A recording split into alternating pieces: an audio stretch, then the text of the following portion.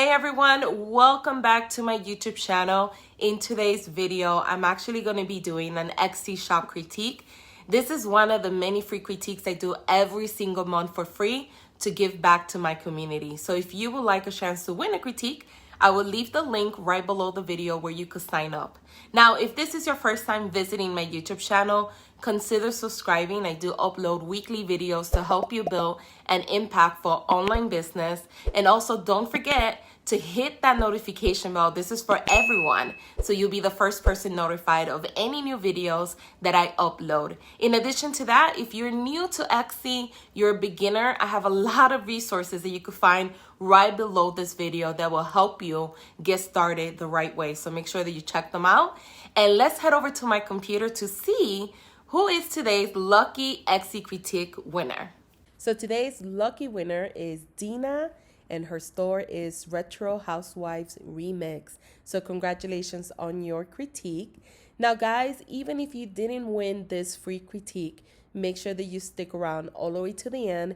Make sure that you watch this video. Make sure that you give feedback. And everything that I'm going to be talking about today, you can actually apply towards any particular store. Doesn't matter what niche you're in. So make sure that you stick around all the way to the end. If you have feedback for Dina, leave it right below the video as well, please. So what I normally do on a critique, if it's your first time watching, is that I take a particular listing. This is the one that I'm going to be doing today. And I talk about product photography. I talk about the title, the listing description, Etsy SEO. I talk about different marketing strategies that you could apply, the curation of your store, branding, and much more. And I break it down into sections so it's easy for you guys to kind of follow along. And even throughout the video, if you have any questions about anything that I mentioned that was a little confusing or you want more clarification on, please leave the questions and I'll be more than happy to answer them. So what I normally do is I start with a particular product. This is the one that we're going to be talking about today. And the first thing I talk about is product photography. As you probably already know this, and I can't emphasize enough, product photography is really important. Etsy did a survey a couple years ago, and 90% of buyers, they said the reason why they purchased from a particular store was strictly because of the photos. It had nothing to do with reviews, even those, actually those help you, but it was strictly because of the photo, not because of free shipping or the pricing or anything else. It was majority because the photo made them want to click, learn more about the product, and then go ahead and proceed with the sale. So keep in mind that the main objective of your photo is to make the person stop scrolling in the feed, take notice of your product, click on it, engage with your product, learn more about what exactly you sell, read the listing description, build trust with you as an Etsy seller, and then buy from you. So the main objective of the photo is to make the person stop and take notice of your product and not look at your competitors, because keep in mind that when people are browsing on Etsy, these are your competitors all around you and your product will be right here. So what makes your photo stand out from everybody else? So that would be my first suggestion, is making sure that your photos, Dina, stand out from everyone else. You do have something unique and different, which is the retro housewife, and I like it a lot.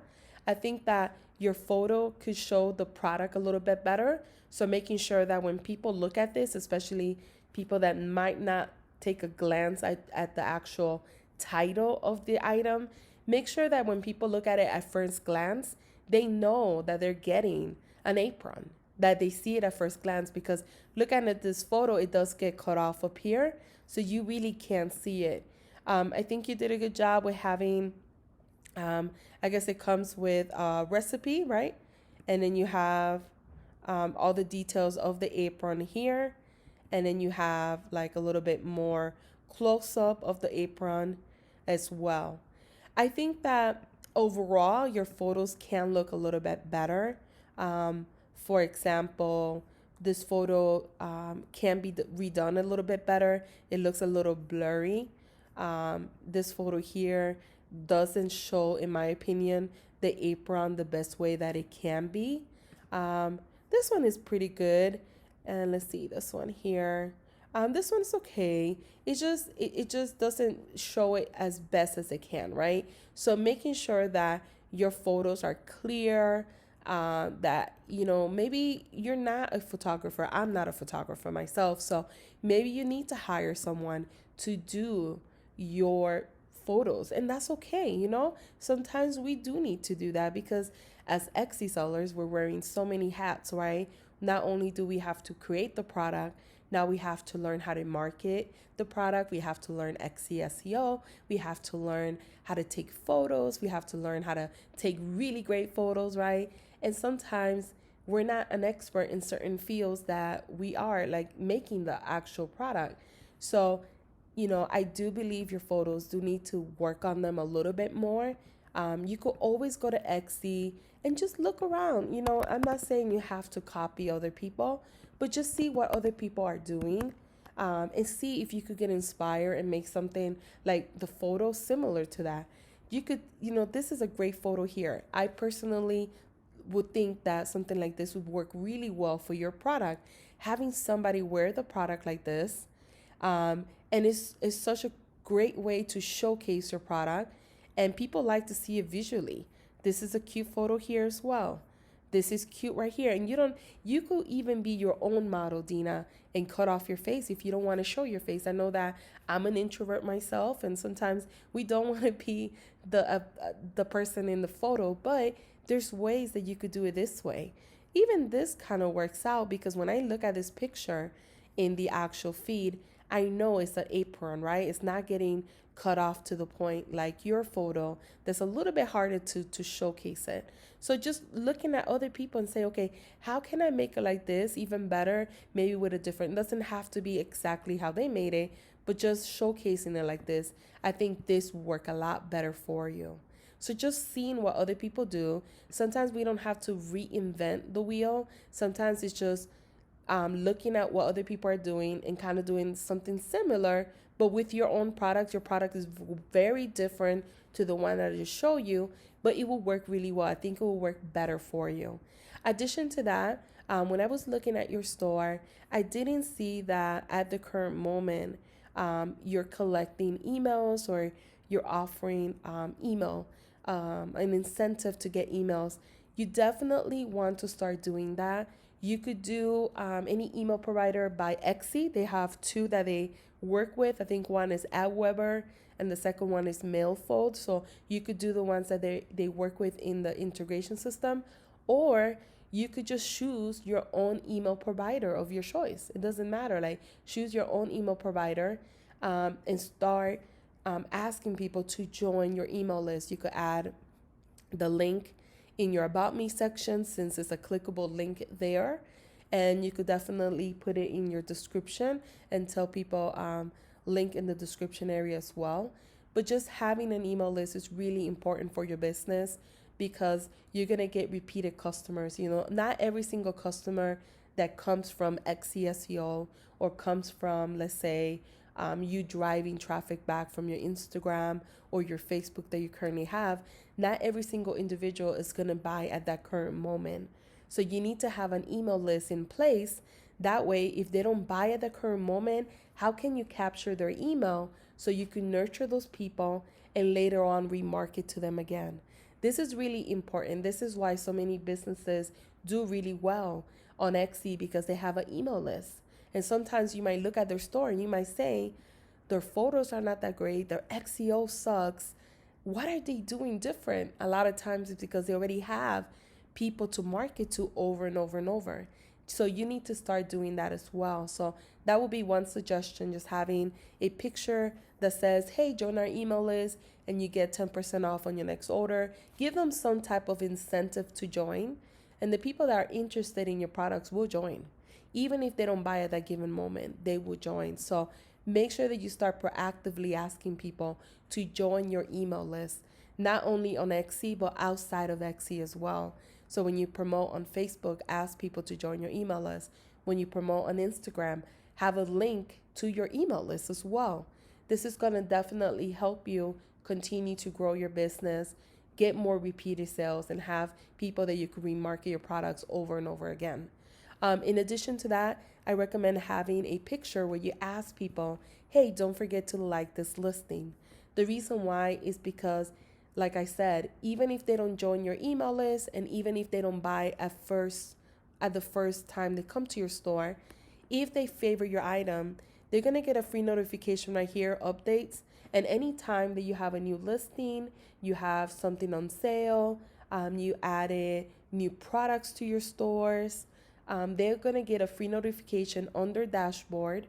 And that's free remarketing. That's free traffic back to your store that Etsy sends you back for free.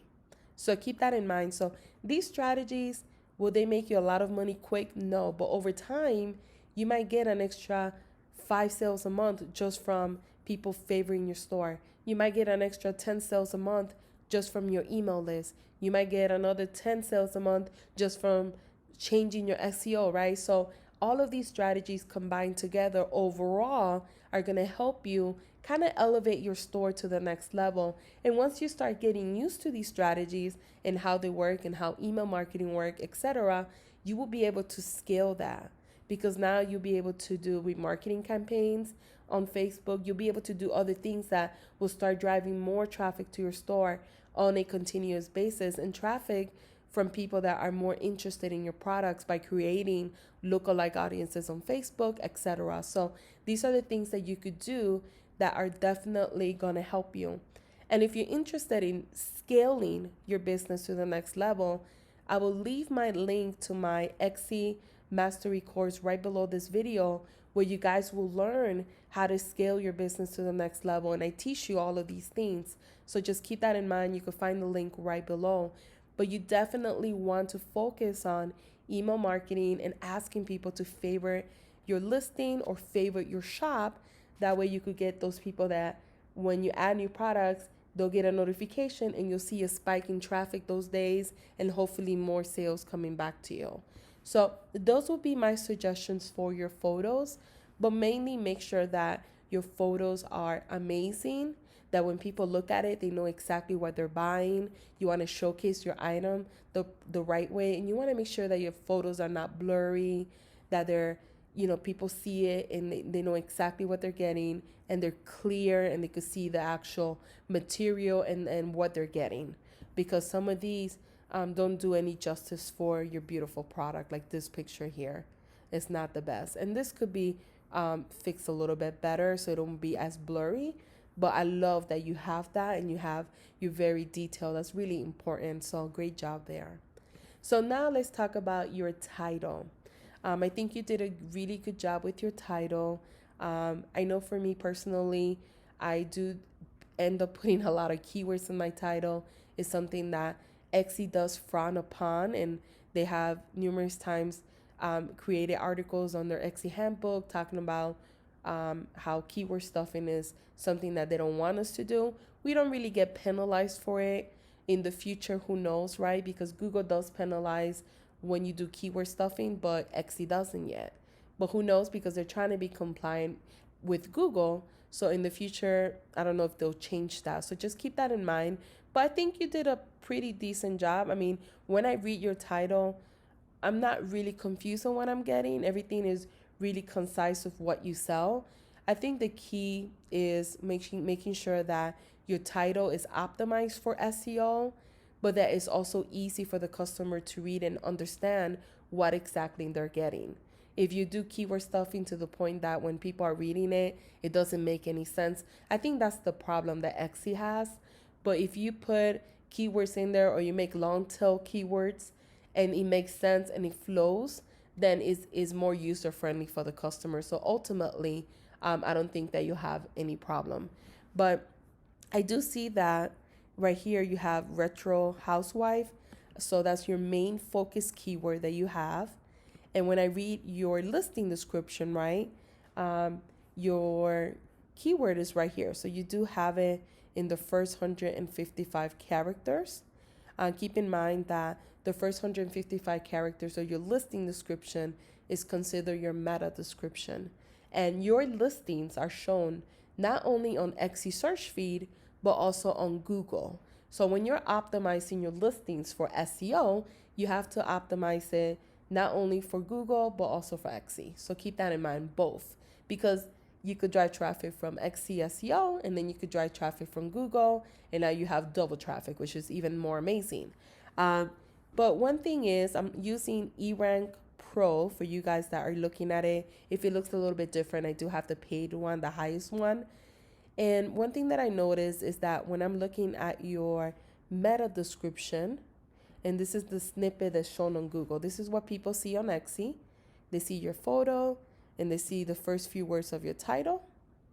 And this is what people see on Google. They see your title and then they see a little bit of your description here. You see how it's getting cut off? It says your opinion is, and then it has an N and it gets cut off. You want to make sure that the first 155 characters, one, includes your keyword, which you do have it here, retro housewife, includes a description of what you're selling, and includes a call to action. So click to learn more, click to shop now, click to grab yours today, click to view now, whatever you want to put, as long as you're telling that person what type of action you want them to take. When you add call to action here at the end, that's going to help the customer click, go from Google to your Etsy store, hopefully engage with your listing, look at your photos, read your listing description, and then buy from you. So you definitely want to work on that, because looking at it is not optimized right now correctly for Google right now. I think you did a really good job with your description. You're very detailed on what exactly they're getting. And I like the fact that, you have all this information, whether, you're including plus size for women, for men that are big and tall. That's amazing. But you want to make sure that your listing description has a little bit more information. What I mean by that, you want to make sure that, one, it has your meta description. Then you want to have like what's included, right? And then you write what's included or description. You want to make sure that you explain how to order. You want to make sure that you say refunds and returns. You want to have basically everything and anything the customer should know about this listing. And you want to be very detailed, because the reason why is because a lot of people might not read your shop policy. A lot of people might not go to the reviews or other sections of the store to fill in the gaps. So I prefer just having everything here. That way they click on the photo, they saw all the beautiful photos, right? They go here, they read the listing description, and then they feel more comfortable buying from you. So always keep in mind, how they find you is through Etsy SEO, right? That's how they find you. Your photo is what makes them want to click to learn more. That's what grabbed their attention to click. But your listing description is your voice as an Etsy seller. That's where you share your personality. That's where you share your unique voice as a brand. And that's where you give the customer all the information they need to know to make an informed decision of whether they want to buy from you or not buy from you. This will avoid unnecessary messages to you. You don't want people be like, oh, so when do I receive this? Or when is the shipping? Or how much? You don't want that. You want to include everything here. That way, by the time they finish reading it, they have everything they need to know. It's going to dismiss, or not dismiss, but it's going to prevent them from messaging you random questions. And it also will help you get more sales, because a lot of times if somebody reads this and they don't get what they really wanted to read, sometimes they'll just leave. They don't know that they could actually message the buyer to ask a question, or they didn't see, oh, I could message Dina here. They won't see this. So they just leave and you miss out a sale. So I do think that not only do you have to break this down into little sections that's easier to read, I think that you need to add a little bit more detail. And I do think that you need to put at the end, best regards, Dina, and then make sure that you add customer service in the sense of, you have this here, every order receives a free gift. That's really great, to be honest. But then also have, if you have any questions, please feel free to reach out to us. We will be more than happy to help you. Just having that little touch right there. And then having a backlink to your homepage, right? Copying this, or having a link to other aprons that they might like, right? Or having a link to this page, this one here. And you will shorten this down with bit.ly.com and having this link and saying right here on the bottom, check out our similar aprons here. Just having those links, because when they come here, you don't want them to go down here and then go down. And guess what happens? These are your competitors down here. You want them to stay in your store. So if you add that little link right here, they click on it. Now they go to your page, right? And now they don't see your competitors anymore. And the more they engage with your brand, the longer they shop in your store, the higher the probability that they'll go ahead and buy from you. So you definitely want to add that there. Another thing that you want to do is you want to optimize your listing for Etsy SEO. That's one thing I noticed that you didn't have. You have that one keyword here, retro housewife. Let's see if you have it in your keywords. Let me see. I'll show you what I mean. So you have it here, so great job for that.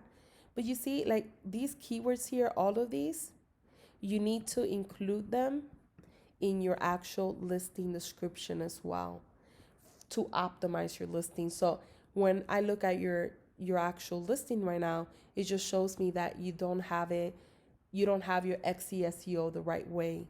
And that also shows me why you might have less traffic back to your store. So you need to optimize your listing the right way for Etsy SEO.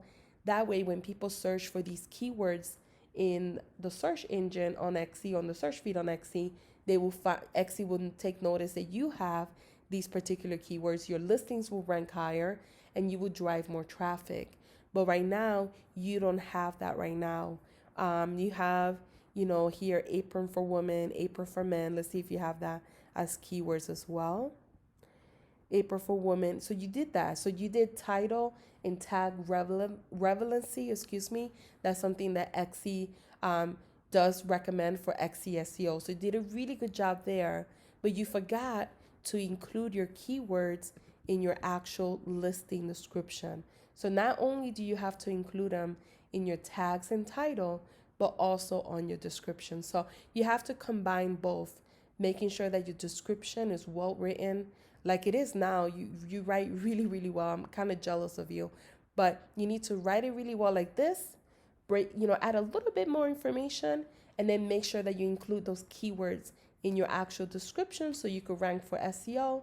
But at the same time, you're writing a description that when a customer comes across it, they have all the information they need to know about your listing. And then I wanted to look at your category. Perfect. So you did a really good job with your category, so I don't have to really say anything there.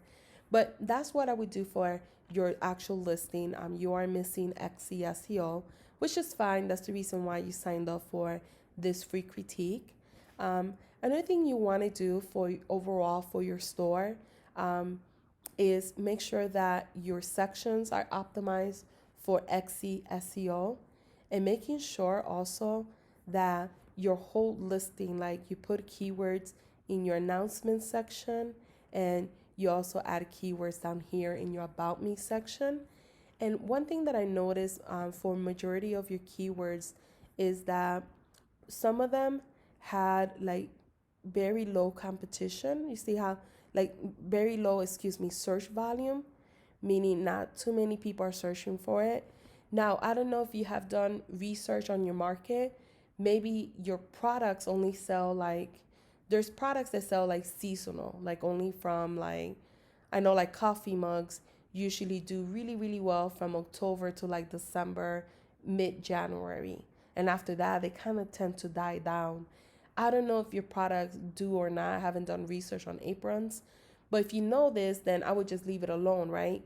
But if you don't know that, it's important that you start researching and learning. Do you have evergreen products that you could sell year round, or are these products better for certain months?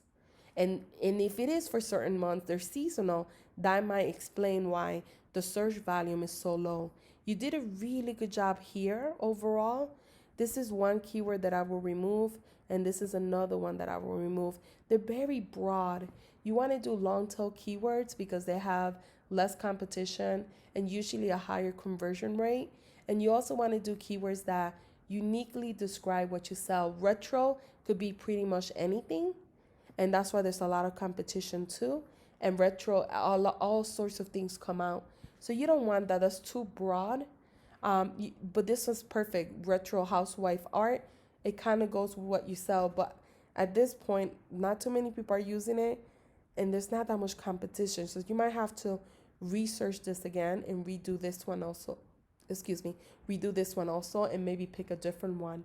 But when you're doing keyword research, you want to make sure that your keywords accurately describe what you sell. And then you write down those keywords that you describe your item, you write them down on a piece of paper, and then you do keyword research. And you want to make sure that your average month search is at least 500 or more, and that your competition, I would say my sweet spot is 30,000 or less. There's different niches. It depends on the niche that you're in, but for majority of them, you could find keywords that are 30,000 or less in competition. And then those are the keywords that you use.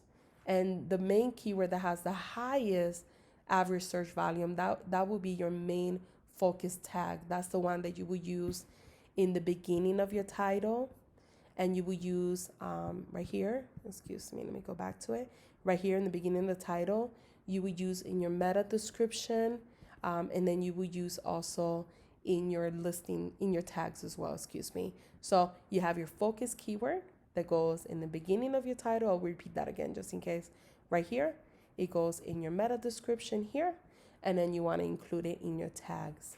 I think that you did a really good job with your banner. It's really adorable. It fits what you sell. And I think that even though you're selling stickers, aprons, and kitchenwares, everything you're selling is niche to your particular style. And niching down is, in my opinion, is the best way to go. Because you want to become an expert in something versus trying to sell to anyone and everyone. And when you niche down, it's a lot easier for you to find your target audience than when you have like 10 million different products. And you'll become an expert in a particular niche a lot quicker when you niche down versus when you're trying to be an expert in everything. So that's the reason why niching down really does work. When I niche down for my career, my own brand, that's when my brand actually started growing. I actually started making real money versus before my 9 years that I was talking about everything and anything I knew about. And it was a great experience, obviously. Sometimes we have to learn through experiences versus someone telling you to niche down, but you're doing a really great job with it. I think my biggest takeaway for you is that you have to make sure that you're optimizing your listings for XC SEO, because right now you don't have it set up the right way. Secondly, you have to make sure that you have amazing photos, because your products are amazing, but your photos could be a little bit better, if I'm honest with you. And then on top of that, doing email marketing is really important. And you're doing a really good job because you have an Instagram account. So great job there. You're posting. Make sure that, again, when you post on Instagram, you use 30 hashtags. The more hashtags that you use, the more reach. It's almost like the tags in your store. Make sure that you're being very descriptive of what you're selling, and you're telling people, click the link in bio. The link here is not clickable, unfortunately. Tell them to click here, right? So you want to make sure that every post you say, click the link in bio. Make sure that you tell them, you see here, you said, don't make me poison your apron. You should have wrote like at the end something like, get yours today, click the link in bio to shop now. Something of those terms, making sure that you use all 30 hashtags every single time so you could reach more people. And then posting consistent. Consistent could be twice a week. It could be 3 times a week, as long as you're consistent every day. Those 3 days a week or those 2 days a week. I'm not saying you have to do every single day, but just being consistent enough that people know that you're posting on a regular basis. You don't have to kill yourself posting all the time. What I would say though, out of all the platforms, I will still post on Instagram. I will still repurpose on Facebook and post on Facebook. But if I had to give you the best advice I could give you, and this is for everyone listening, Pinterest. Start posting on Pinterest. Because Pinterest is one of those platforms that you get fast results, you get traction right away, and you don't have to pay to get that traction. It's not like Facebook and Instagram. I love the platforms, but a lot of times you have to be trying to win the algorithm, trying to figure out how it works. A lot of times it's platforms that you have to pay to get, to play basically. But with Pinterest, it's so much easier to rank, because it's just a search engine. And as long as you optimize your pins correctly, you're good to go. So I will make sure that you do that. Make sure that when you put stuff here, this looks a little spammy because you put so many hashtags.